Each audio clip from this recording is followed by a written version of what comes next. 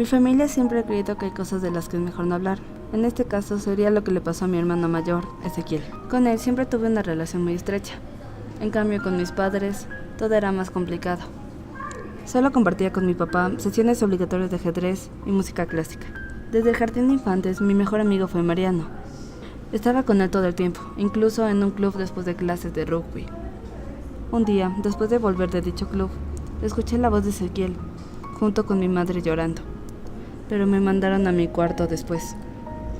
Con Mariano nos enteramos de lo que impulsó a Ezequiel para abandonar la casa cuando yo tenía 5 años. La historia es así. Salía con Virginia desde los 15, pero ella quedó embarazada. Posteriormente tuvo una pelea tan seria con mi papá que terminó con Ezequiel yéndose de casa y abandonando sus estudios.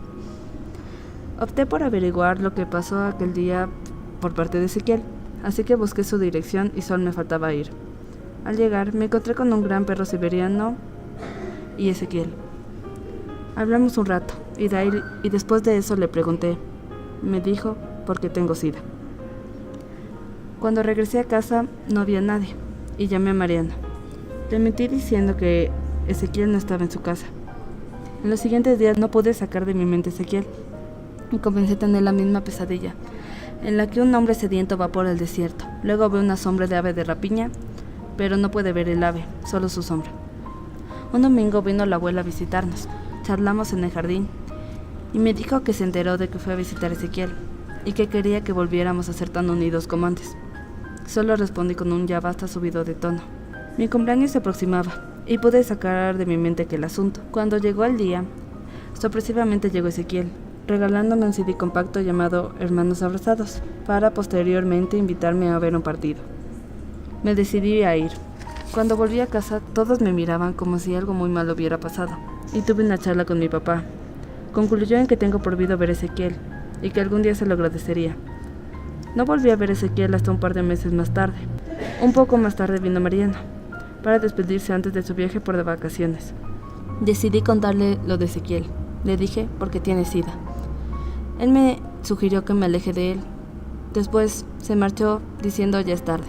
Desde entonces, Mariana no ha vuelto a mi casa. Cuando llegaron las clases, el primer día lo esperé en la entrada, pero desde ese día evitó hacer contacto físico conmigo, pues yo era el hermano del sedioso. Decidí cambiarme de colegio. De esta manera dejaría el club de rugby y podría evitar de mejor manera a Mariano. Cuando ingresé a esta nueva escuela, las clases no tuve tiempo para entablar amistades, pero en realidad solo tenía miedo. Ezequiel enfermó de neumonía y fue despedido de su trabajo. Cuando se enteraron de su enfermedad, empezó a tomar más medicamento y tuvo que hacer caminatas para contrarrestarlos. Caminatas que los llevaban a mi instituto. En la internación definitiva de mi hermano, cuidé a Sacha por él, pero tuve que mentirle a mi hermano moribundo.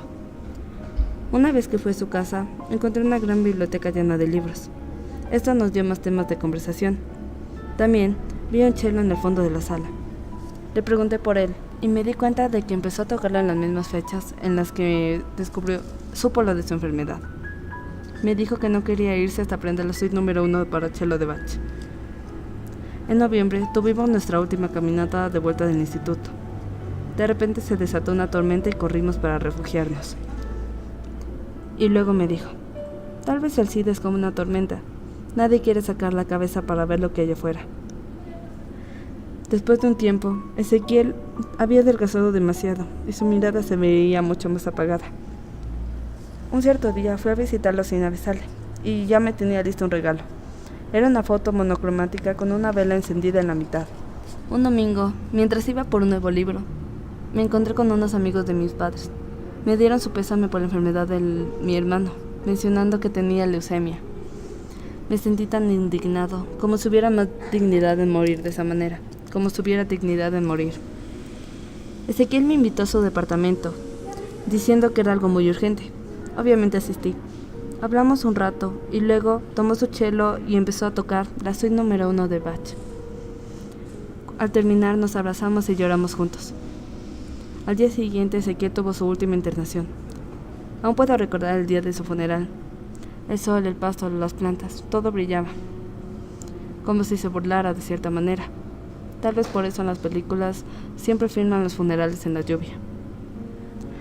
Al cumplirse un mes del entierro de mi hermano, la abuela me visitó trayendo con ella un cassette llamado Blade Runner, que decía: he visto cosas que no creerán, naves en el hombro de Orión.